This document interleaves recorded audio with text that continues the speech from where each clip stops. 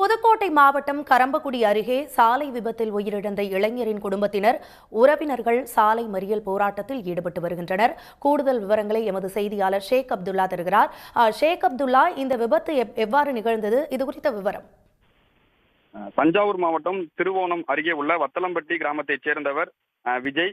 25 வயது இளைஞரான இவர் புதுக்கோட்டை மாவட்டம் கரம்பக்குடி அருகே உள்ள முதலிப்பட்டி கிராமத்தைச் சேர்ந்த வெண்ணிலாவை கடந்த ஓராண்டுக்கு முன்பு திருமணம் செய்திருந்த நிலையில் இந்த தம்பதியினருக்கு கடந்த 15 தினங்களுக்கு முன்பு ஆண் குழந்தை பிறந்துள்ளது. இந்நிலையில்தான் பிரசவத்திற்காக வெண்ணிலா தாய் வீட்டில் உள்ள நிலையில் தனது குழந்தையை பார்ப்பதற்காக விஜய் இன்று இருசக்கர வாகனத்தில் சென்றுவிட்டு குழந்தையை அவருடன் பார்த்துவிட்டு மீண்டும் அவர் வீட்டிற்கு திரும்பியுள்ளார். அப்போதுதான் இந்த விபத்தானது நடந்துள்ளது. அதாவது திருவோணம் அருகே உள்ள ஒரு தனியார் பள்ளியைச் சேர்ந்த வாகனம் விஜய் சென்ற இருசக்கர வாகனத்துல மோதியதுல அவர் படுகாயமடைந்தாரு. படுகாயமடைந்தவர் 108 ஆம்புலன்ஸ் மூலம் மருத்துவமனைக்கு, தஞ்சாவூர் அரசு மருத்துவக் கல்லூரி மருத்துவமனைக்கு கொண்டு செல்லும் வழியிலேயே அவர் உயிரிழந்தார். இந்த உயிரிழந்த சம்பவம் வெண்ணிலா, அந்த 15 நாள் குழந்தையுடன் தவிக்கக்கூடிய வெண்ணிலாவுக்கு பெரும் அதிர்ச்சியை ஏற்படுத்தியது. மேலும் உறவினர்களும் இதனால துயருற்றாங்க.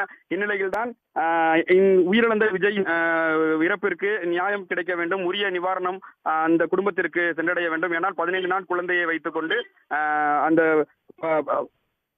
குழந்தையின் தாய் தவித்து வருவதாகவும், அதனால இதற்கு உடனடியாக அந்த குடும்பத்திற்கு நிவாரணத்தை ஏற்படுத்தி தர வேண்டும்.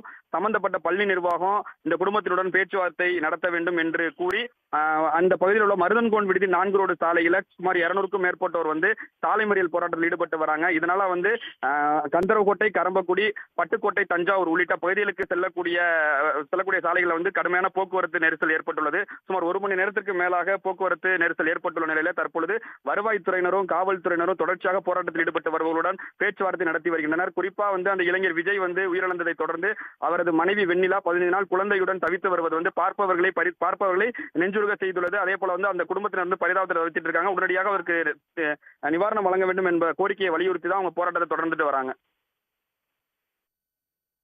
விவரங்களுக்கு நன்றி ஷேக் அப்துல்லா.